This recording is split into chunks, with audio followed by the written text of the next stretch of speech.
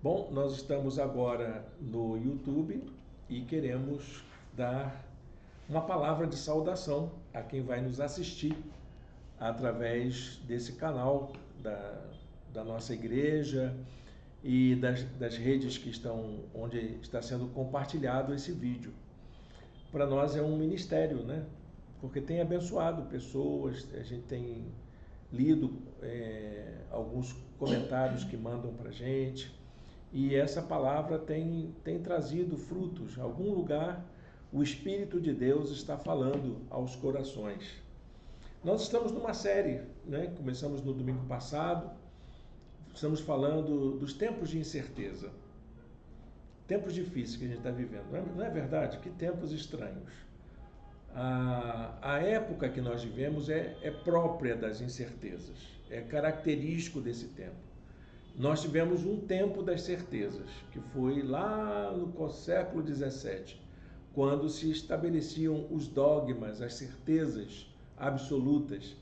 E olha, gente, dogma não é assunto religioso, era dogma da filosofia e da ciência, quando estabeleceram os postulados do conhecimento, que levou a esse mundo maravilhoso que a gente vive, com soluções tecnológicas, com respostas para muitas coisas. Mas esse tempo de hoje já não, aquelas respostas já não respondem mais às nossas questões de hoje. É por isso que esse tempo é um tempo tão estranho, porque nós não temos mais certeza de nada. Nós não temos mais nenhuma teoria, nenhum relato, nenhuma fórmula pode ser considerada como válida. Eu me lembro quando eu estudava teologia, os meus professores diziam que todos os postulados científicos, quando eram lançados, todas as teorias, levava mais ou menos 2 anos para serem contestados. E há pouco tempo atrás, a questão de 20 anos atrás, olha, eu tenho 40 anos de formado, a questão de 20 anos atrás já se falava em uma teoria ser contestada em 6 meses. E hoje é possível que uma teoria leve 24 horas para ser contestada. Com a inteligência artificial, então, acho que está pior ainda, né? Porque a velocidade com que as ideias são questionadas, são reformuladas, é alguma coisa assustadora que nós não temos condições sequer de filtrar, de processar as novas informações que tem. Resultado, é tempo de insegurança. A gente tem medo do que a gente está acreditando. Será que eu estou acreditando certo? Será que o que eu faço é correto? Será que as minhas formas de conduzir a minha família, de educar os meus filhos, de investir o meu talento, os meus recursos, será que esses postulados ainda estão valendo? Ainda está correto? Né? Então essas questões é que nos fazem a gente pensar como é que a gente vive nesse tempo. Então na semana passada nós falamos sobre a questão da gente ser feliz. Como é que a gente é feliz nesse tempo de incerteza? É possível ser feliz nesse tempo? E hoje eu queria falar sobre como é que a gente acredita. Em que acreditar nesse tempo? Como ter fé num tempo como esse? E eu queria aproveitar para a gente ler uma experiência de Jesus com uma família, para a gente trazer para a nossa compreensão. Eu gosto dessa maneira com que o autor narra o episódio, e nós vamos mergulhar nesse texto para a gente entender um pouquinho sobre o que é ter fé, como que a gente acredita. Esse texto encontra-se em Marcos capítulo 9, versos de 14 a 29. Não vou ler todo, porque é um texto longo, mas eu queria deixar pelo menos o versículo 19, que é o começo do relato da experiência de Jesus com os discípulos diante do menino epilético, que é chamado de menino endemoniado. Era o menino louco, ou o menino que estava em convulsão. Como é que chama isso? Nas traduções mais tradicionais, é o menino endemoniado. E esse pai desesperado, que vai procurar ajuda nos discípulos de Jesus. Porque é isso. As pessoas vão procurar ajuda diante da incerteza, diante da dúvida. Ainda a gente acredita que dentro das relações de espiritualidade, dentro das estruturas da fé, é possível que haja alguma resposta. Porque nem sempre as respostas que vão nos dar, elas são satisfatórias. Então eu vou ler o texto do versículo 19 para a gente poder fazer a nossa meditação. E durante a mensagem a gente vai fazer uma busca nos versículos. Se você tem assim, a sua Bíblia no seu celular, como eu estou aqui, né? Você pode também manusear aí na sua... Os textos estão na apresentação, vai ser fácil da gente acompanhar. Então, Marcos 9:19 diz assim: ó geração incrédula, até quando estarei com vocês? Até quando terei de suportá-los? Sabe para quem que ele está falando isso? Está falando para os discípulos. Está falando para crentes. Dizendo que os seus discípulos, mesmo que estivessem andando com Jesus, mesmo que estivessem caminhando com ele, aprendendo com ele, ainda não tinham compreendido o essencial da fé, que é confiar naquele que tudo pode. Eles ainda, os discípulos, ainda não tinham aprendido o que é acreditar. E essa história vai trazer à luz todas essas questões. E uma coisa importantíssima, Jesus falou isso para os discípulos quando ele estava voltando do Monte da Transfiguração. De uma experiência, Jesus numa experiência de encontro com o Pai, em que ele ali sente a presença do Espírito de Deus, de forma viva, profunda, de forma real. Ele vem e desce do Monte da Transfiguração e se depara com esse quadro em que um pai reclama com Jesus que os discípulos dele não foram capazes de solucionar o problema daquela família. Esse é o quadro, né? Que a experiência nos mostra. A pergunta que surge, então, é como que a gente pode ter fé em meio a situações que nós não sabemos explicar? Porque o quadro do menino era horrível. O evangelista, o autor do evangelho, diz que o menino era jogado no fogo, tinha convulsões, e aquilo ninguém conseguia conter naquelas convulsões. Os relatos médicos dizem que provavelmente era uma situação de epilepsia. Mas a ignorância das pessoas quanto àquele fato trazia para o senso comum. O que é que faz uma coisa dessa na vida de uma pessoa? Diabo, está possuído, é um endemoniado. E ainda hoje se tem essa resposta como aquela única resposta possível, por mais que a ciência esteja avançada. A gente costuma transferir para o diabo a causa de todos os nossos males. Bom, gente, eu não estou aqui para discutir se é o diabo ou se não é, porque o diabo também faz coisas meio esquisitas, não faz? Eu já passei por algumas que eu não quero repetir nunca, mas eu também não quero, de forma alguma, transferir de forma simplista todas as minhas dúvidas para uma explicação diabólica. Eu não acho que isso seja bom.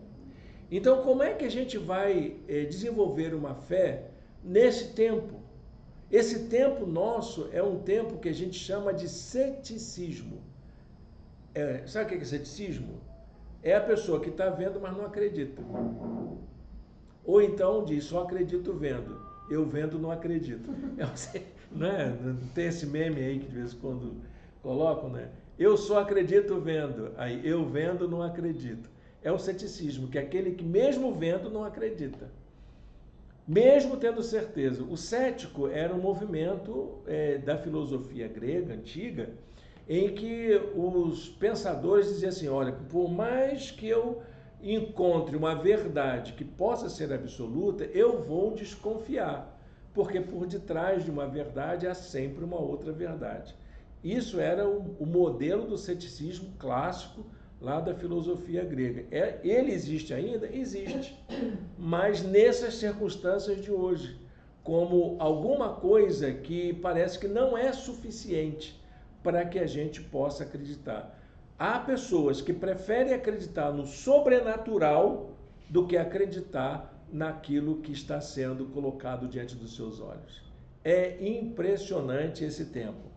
Como acreditar na ação divina nesses tempos em que a ciência parece que tem todas as respostas? Elas dizem isso, os cientistas dizem isso. Vou explicar tudo. Só que essas respostas, até hoje, elas também vão sendo contestadas a cada dia. A humanidade, ela experimentou um grande avanço no que diz respeito à tecnologia e à ciência. Mas ainda nós ficamos perplexos diante de dificuldades que colocam em risco a nossa própria segurança. Há ações humanas que nos fazem perguntar como que o homem, em pleno século XXI, faz determinadas ações, como, por exemplo, o genocídio. Como é que pode ainda existir genocídio nos dias atuais? Como pode ainda haver disseminação de ódio no instrumento que deveria ser para abençoar a vida das pessoas? Como pode as pessoas acreditarem numa mentira, elegerem e deificarem uma pessoa de caráter reprovável e ainda assim, mesmo que a justiça mostre que o caráter dessas pessoas são reprováveis, ainda assim essas pessoas conseguem ter seguidores, apoiadores, pessoas que defendem essas realidades. Outra questão muito séria para os nossos dias atuais: como que ainda pessoas duvidam de que haja pessoas passando fome nesse país, pessoas na miséria, e como que ainda há pessoas que não acreditam que é possível a gente fazer uma mudança de realidade em nossos dias. Isso é o tempo do ceticismo. A notícia está lá dada e as pessoas preferem não acreditar no que estão vendo. Nós ficamos perplexos com isso, com o aumento da violência, com o aumento da criminalidade. A gente acreditando em coisas que não respondem. Esses dias mesmo, por causa daquela questão do metanol lá em São Paulo, que coisa horrível. As pessoas estão procurando lazer, procurando descontrair, bebem uma bebida que tem um rótulo de correto e ingerem uma bebida tóxica que destrói o seu organismo e tem levado alguns à morte. E mesmo que a ciência, mesmo que as investigações mostrem o caminho, ainda vem, inclusive governantes, políticos, pessoas que manifestam opiniões, influenciadores, dizer que não é nada disso. Que tempo esquisito!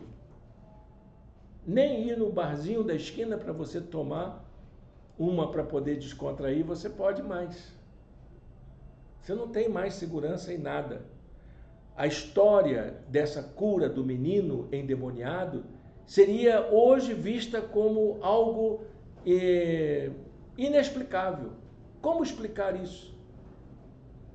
Como que uma família lida com uma situação como essa? E essa mensagem, de acordo conforme está na Bíblia, vai trazer muitas mensagens para nós a respeito da fé diante das dificuldades da vida. Como que a gente lida com isso? Aquele pai, ele se viu desamparado, sozinho, com o seu problema, diante da enfermidade do seu filho. O filho estava doente. O filho precisava de ajuda. O filho precisava de socorro. A medicina da época não resolvia. E quando ele procura a ajuda dos discípulos de Jesus, também não encontra ajuda. Qual pai, qual mãe não ficaria desesperada diante de uma situação dessa, desorientado, inseguro. Esse quadro que Jesus se depara aprofundou ainda mais quando se tratava dos discípulos de Jesus que não conseguiram dar uma resposta ao problema. Eu identifiquei 4 situações que está aí presente nessa narrativa. Eu vou tentar passar aqui essas 4 situações. A primeira delas foi o fato de que houve um sentimento de ausência e de abandono de Deus naquela hora. Aquele pai se sentia desamparado. Parece que até Deus se esqueceu dele. E há muitos casos na nossa vida cotidiana que a gente chega a dizer: Deus se esqueceu de mim. Eu não estou dentro do projeto divino. O plano de Deus para a vida humana não me inclui. Quantas pessoas estão vivendo isso? Uma outra situação que eu encontro nessa história é a fragilidade daqueles que se dizem representantes de Deus. A incapacidade dessas pessoas que são pastores hoje, que são líderes, que estudam teologia, que têm o dever de apacentar as pessoas, de orientar as pessoas, elas são incapazes hoje de dar uma resposta à fragilidade humana, desses atos humanos que trazem desespero, que trazem tristeza para nós. Há uma angústia diante da impotência humana para dar conta dessas aflições, disso que nos desaloja, disso que nos inquieta. E também vejo o desespero. O pai desesperado lá e hoje, tanta gente desesperada, que está buscando libertação em qualquer coisa, em qualquer religião, em qualquer caminho, em qualquer ato, em qualquer fala, em qualquer vídeo, em qualquer podcast, qualquer coisa que lhe aponte um vislumbre de solução. Jesus se depara com isso, é o que ele está vendo ali, é o que nós estamos vendo hoje no mundo. Então, o Evangelho de Marcos, quando narra esse episódio, ele usa uma palavra, essa palavra aparece algumas vezes no grego, que é a palavra pistel. Pistel é um derivado da palavra pistis.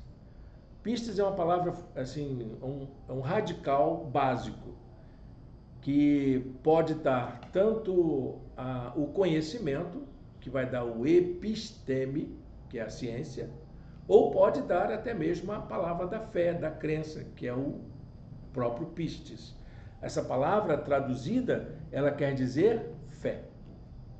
Então, no texto, a palavra fé vai ser atravessada ali. Esse radical, inclusive, pistis, vai ser repetido algumas vezes. E eu vou mostrar para vocês como é que isso vai se dar. Porque ele vai tentar mostrar para nós, através do uso diferenciado dessa palavra, que há diferentes formas de você experimentar a fé. Há diferentes maneiras de você ter essa experiência de acreditar, de confiar, de ter fé. Marcos chega a fazer um jogo de palavras um jogo com essas palavras, e vai colocando em questão a variação das formas de crer e as formas de não crer, que é algo que a gente precisa também levar em consideração. Em todo o Novo Testamento, você vai encontrar que essa palavra é traduzida como fé. A raiz é fé. Agora, essa escolha para o texto, a narrativa em si, ela não foi por acaso. Eu acredito mesmo que Marcos estava muito bem intencionado para dizer para a gente que aquele episódio deveria levar cada um de nós a pensar como que a gente exercita a nossa fé. Vamos ver alguns sentidos dessa palavra. O primeiro sentido que ela apresenta, que o pistis é uma forma de conhecer. Quando a gente fala de fé, a gente não está falando de pensamento positivo. A gente não está falando de mentalização. Nós estamos falando de formas de conhecer. Crer é uma forma de conhecer. Isso os teólogos antigos já falavam sobre isso. Muitos teólogos já diziam que a fé possui uma inteligência. O intelligere, que eles falavam no latim antigamente, dizia exatamente isso. A fé é uma forma de entender, de compreender. Quando você vislumbra que Deus te ama e você entendeu que aquele amor é para você, isso só se dá por causa da fé. A fé também é uma relação de convicção, de você ter aquela certeza de que algo está sendo realizado para um propósito específico. Isso é, por exemplo, no livro de Hebreus, né? Na carta aos Hebreus, você encontra, acho que é capítulo 12, verso 6, a fé é o firme fundamento das coisas que se esperam e a prova das coisas que se não veem. Porque fé é isso, é você ter aquela... Mesmo que você não esteja vendo, você acredita que aquilo é possível, que aquilo é verdade. A fé envolve também um processo lógico de análise, porque ter fé não é simplesmente você se encher de algum tipo de energia para que você possa acreditar. Você precisa ter entendimento, precisa analisar, precisa ver as circunstâncias. As coisas não são irracionais. Deus não tira a inteligência da gente para que possa fazer valer a sua vontade. Deus, quando quer falar o coração da gente, Ele não faz da gente autômato. Ele não tira o nosso cérebro, ele não tira a nossa capacidade de raciocínio. Ele usa os nossos processos lógicos para que a gente possa entender o seu propósito. E, finalmente, eu encontro ali esse efeito mental, que está ligado a um contexto de retórica. O que é retórica? É um discurso. É eu estar falando aqui para vocês e o Espírito de Deus usar essas palavras para que você possa entender que Ele tem um propósito para a sua vida, que essa palavra é para você, que Deus está falando ao seu coração. Não eu, meramente, eu não tenho nada que eu possa dizer para você, eu estou sendo usado por Deus, eu estou cheio do Espírito Santo. Não, é o Espírito de Deus que usa, podia estar usando até aqui uma mula, não é? Podia estar usando uma pedra, podia estar usando, mas está me usando nesse momento, eventualmente, para que Deus possa falar ao seu coração através do seu Espírito. É esse efeito discursivo, acho que a palavra efeito retórico até fica pesado, né? Mas é efeito discursivo, de alguém que fala através da linguagem que a gente entende, para que a gente possa ouvir Deus falar ao coração da gente. É o Espírito de Deus que vai fazer com que essas ideias, com que esse efeito discursivo, com que essas coisas que estamos conversando façam sentido para nós. É exatamente isso que a ideia da fé lembra. Fé é uma experiência de compreensão, é uma experiência de entendimento. O contrário disso é fazer uma fezinha na loto, né? Na Mega Sena, aí você não tem lógica nenhuma, né? Mas você aposta. Mas a fé não é isso. A fé é você entender e saber por que você está ali. É o que o apóstolo Paulo diz, para a gente poder saber dar a razão da nossa fé. Ele diz, eu sei em quem eu tenho crido. Palavra forte, né? Que fala a Timóteo isso. Eu sei em quem eu creio. Pode até me enganarem, mas eu sei em quem eu creio. Esse jogo de palavras de Marcos apresenta, então, essas diferentes formas de crer. E eu queria pensar nisso. Que formas a gente tem de crer? Bom, existem aquelas pessoas que acreditam em alguma coisa como se tudo dependesse da gente, né? A pessoa que quer ter o controle de tudo. Então, só vai dar certo se eu fizer. Existem aquelas pessoas que creem como se tudo dependesse do outro. Ah, se ninguém me ajudar, eu não vou ter. Se ninguém me estender a mão, eu não vou sair dessa. Existem aquelas pessoas que creem como se tudo dependesse do destino, do fatalismo. Ah, mas O que vai acontecer depois? Com quem eu devo casar? Com quem eu devo entregar a minha confiança? E essa coisa do destino é algo assim que tem feito muita confusão na cabeça das pessoas. E existem aquelas pessoas que fazem da fé um exercício de libertação, que é o que o evangelista está querendo mostrar para a gente. Que ali, naquele cenário, aquelas pessoas que estavam ali, elas tinham diferentes formas de crer. Mas o que Jesus queria fazer com aquelas pessoas era fazer com que elas se libertassem das formas equivocadas de exercitar a fé. Isso lembra muito um pensador do século XIX, chamado Søren Kierkegaard, um pastor. E ele escreveu um livro chamado Angústia. E nesse livro, ele comenta sobre a fé. O que é ter fé? E ele tem uma frase lá que eu gosto muito, e de vez em quando solto ela nas minhas reflexões. Fé é você saber quem você é e saber, ao mesmo tempo, diante de quem você está. Quem é você? Quem é essa pessoa diante de quem você está? Quem é Deus que nos vê e nos conhece prontamente? Então, quando você tem essa convicção, essa certeza de quem você é, e tem essa convicção de quem você está, suas atitudes são outras. O seu modo de agir, o seu jeito de ser, suas escolhas começam a ganhar novo sentido. Søren Kierkegaard falava de um salto de fé que todos nós precisamos fazer. Que salto de fé é esse? É mudar de religião? É você mudar a sua expressão de espiritualidade? Também não. É você assumir quem você é. E começar a entender que esse, diante de quem você está, tem uma vontade para você. Tem um plano para a sua vida. Ele pode orientar você para viver melhor.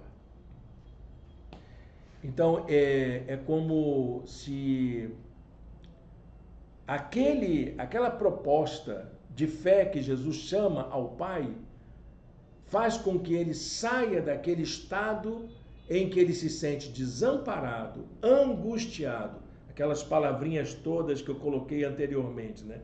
O angustiado, o sentimento de fragilidade, o desespero possa dar lugar a um novo sentido de vida. Bom, há uma questão que eu queria levantar. Como é que você tem exercitado a sua fé? Como tem sido isso na sua vida? Bom, existem formas de crer que a gente pode fazer escolhas. A primeira delas, você pode escolher não crer. Você tem direito de fazer isso.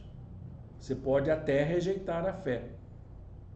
E é interessante que os discípulos de Jesus optaram por agirem como se não acreditassem. Os discípulos agiram como se não tivessem fé no poder da graça, no favor divino, como se aquilo tudo que Jesus realizava no seu ministério fosse algo exclusivo dele e não uma expressão da graça entre todos os homens. Por isso que Jesus vai chamar os seus discípulos de apistos. Ele bota um azinho antes da palavra pistel, ou pistes, e diz que o azinho quer dizer negação, e vai dizer, vocês não creem. É a palavra grega para se referir ao incrédulo. É aquele que não confia. É aquele que é descrente. É o inseguro naquilo que ele conhece. Olha como é que diz o texto. Respondeu Jesus, ó geração incrédula. sem fé. Vocês estão agindo como se não tivessem fé. Há muita gente na igreja assim, gente. Crendo, mas agindo e vivendo como se Deus não existisse. Muitas pessoas partilhando da fé, mas se comportando, tomando decisões, fazendo escolhas, acreditando em coisas como se não houvesse um Deus que se importa conosco. Aí Jesus pergunta: até quando eu vou ter que suportar vocês? O que eu estou fazendo aqui com vocês? Vocês estão sendo mais um que vem aqui só para ouvir coisa bonita e vai para a sua vida comum como se nada tivesse acontecido. Mas há uma segunda maneira que vamos encontrar. Ele vai chamar as pessoas a um exercício de confiança, a repensar a fé. Jesus faz referência a um modo de acreditar que era comum às pessoas, que todo mundo sabia que existe Deus, que milagre pode acontecer, que Jesus é poderoso, que ele tem sinais e maravilhas. Então, Jesus, quando toma pé da situação, ele se dirige ao Pai. Jesus, então, se dirige a esse Pai e faz uma questão. Ele levanta uma questão. Porque o Pai pede: cura meu filho se é possível. Cura meu filho se é possível. Mas claro que é possível. Eu sou Jesus, estou aqui e posso curar. O poder de Deus está dado. Existe uma graça infinita, um amor imenso. E ele vai dizer uma coisa que a gente repete, como se fosse um mantra. Você já disse isso muitas vezes. Tudo é possível ao que crê. E quando a gente diz isso, não passa de uma frase vazia. É Jesus dizendo: tudo é possível a quem tem fé. Ele usa a palavra crer, é a palavra pistis. Jesus usou essa palavra para se referir a algo que se crê. Todo mundo diz isso. Eu sei que Deus é poderoso. Foi o que ele disse para Marta e Maria, quando da morte de Lázaro. Ele pergunta: você não ensinei para vocês que vamos ressuscitar? Eu não ensinei para vocês que tem vida? Aí ela diz: eu sei que vai ressuscitar lá no final, lá no futuro. Não é para agora. Eu queria que fosse agora. E Jesus está dizendo que essa maneira de crer para um amanhã, se Deus quiser, ou quem sabe isso vai dar certo, vou arriscar. Essa fé é que está ligada a uma moral, a uma religião, a alguém que tem poder, alguém que vai mediar. Se eu tiver essa pessoa, aí quem sabe acontece. Quantas pessoas já passaram pela nossa vida, não é? Pessoas que vieram pedindo ajuda para a gente orar, para a gente levar o socorro, e a gente tudo é possível ao que crer. Eu sei, mas aí vai de porta em porta, pedindo ajuda aqui e ali, confiando naquele intermediador que pode ser mais poderoso, quem sabe, que tem uma oração mais forte, mais do poder, né? Tem muita gente que faz isso. E Jesus lembra: se você crê, é isso que vale. Não é a religião que você frequenta. Não é a autoridade de uma pessoa que você confia, mas é o que você crê. Nessa expressão, tudo é possível àquele que crê, está dizendo: se você tiver fé, você pode experimentar coisas maravilhosas. Não é uma frase religiosa. Não é uma frase de efeito. é alguma coisa para você buscar e experimentar. Mas Jesus vai mais além com esse jogo de palavras. Nós vamos encontrar a possibilidade da gente renovar a nossa esperança. De acreditar que o impossível com Deus é perfeitamente possível. E aí, então, Jesus interpela essa pessoa. Tudo é possível ao que crê. Aí Jesus pergunta, você acredita? Você crê? Você crê? E imediatamente o pai responde, creio. Se eu perguntar a vocês, você acredita em Deus? Eu tenho certeza que todos nós diremos, eu creio que Deus é poderoso. Eu creio que o Senhor é capaz de me curar. Eu sei que o Senhor é capaz de atender o meu clamor. Eu creio. Ah, tá. Então vamos fazer o seguinte. Aquele pai, quando foi interpelado, quando Jesus questionou a sua fé, o pai apresenta uma resposta que estava claro para ele, que aquilo não era uma convicção, era um grito, era um pedido de socorro. Puxa, mas eu creio. Isso aconteceu quando eu perdi minha cunhada. E eu me perguntei para Deus, por que o Senhor não curou a minha cunhada? Aí disse, quem disse que eu não curei, Irene? Sua cunhada está aqui comigo. Ela está ao meu lado. Eu a tomei para mim. Você acreditou nisso?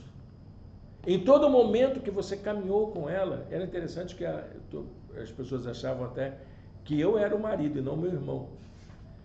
Porque eu estava mais presente, eu que ia sempre levá-la para os tratamentos, para as terapias dela.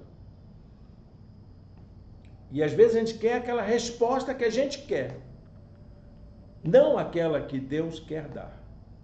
A gente não está preparado para renovar essa esperança de que Deus está no controle de todas as coisas.